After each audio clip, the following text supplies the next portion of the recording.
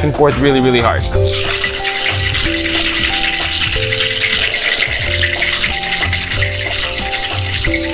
And so you got that nice frosty little tin there. You can see some of the, it's really frosted on the outside.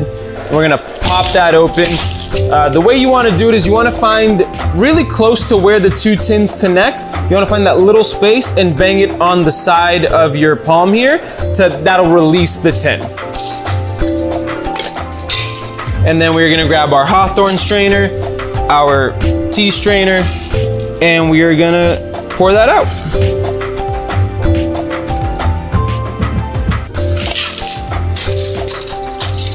As you can see, maybe you can't, there's quite a bit of bubbles in here, and it ends up all settling at the top where you can see a good amount of air bubbles have formed. That's usually a good indication that you've aerated it quite well. And you can see that the entire drink is one consistent color and it's very mixed in. It's very chilled down. It is a perfectly diluted cocktail. You can almost see a lighter ring at the top of this cocktail. And so now let's make a stirred cocktail. I'm gonna make a Negroni. These are 3 ingredients. They're all alcohol based. There's no citrus and there's nothing that has anything a little bit thicker or viscosity. So really we're just trying to combine the flavors, chill this down and properly dilute it.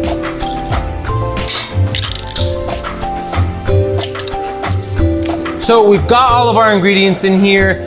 We are going to fill up our mixing glass with ice almost all the way to the top. We want as much ice making as much contact with this drink, with this cocktail as possible to be able to dilute it.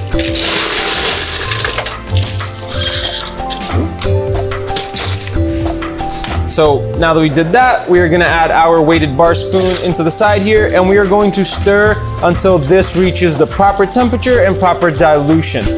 This should take quite a bit. You shouldn't, I wouldn't be done right here. You should stir for quite a little while. I would say anywhere between probably 15, 20, 30 seconds. And that again, is not a hard rule because it really depends on the cocktail. Some cocktails require more dilution, some require less.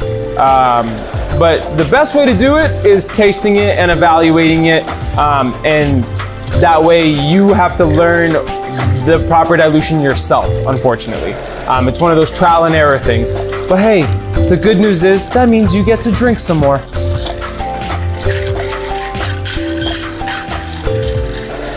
And so if you can tell here, I'm holding this mixing glass at the very bottom because I do not want to transfer any excess heat from my hand into this cocktail. So all I'm doing is making sure that this mixing glass isn't going anywhere by holding the very bottom of it.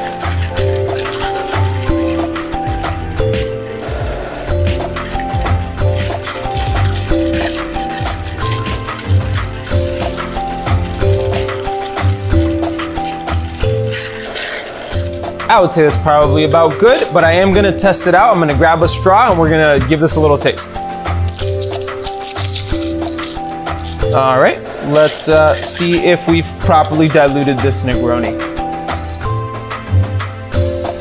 Oh yeah, that right there is perfectly diluted. It's got that silky texture on the tongue. It's ice cold and it is a perfectly well-balanced Negroni. Let's pour this out before it continues to dilute in our mixing glass. And we will keep it chilled over this large cube. But there you have it, guys. I hope that this video at least gives you a little bit of an introduction into shaking versus stirring and a little bit more into why we use the tools and the techniques that we do when making cocktails. And I really hope that this does show you guys that technique is super important.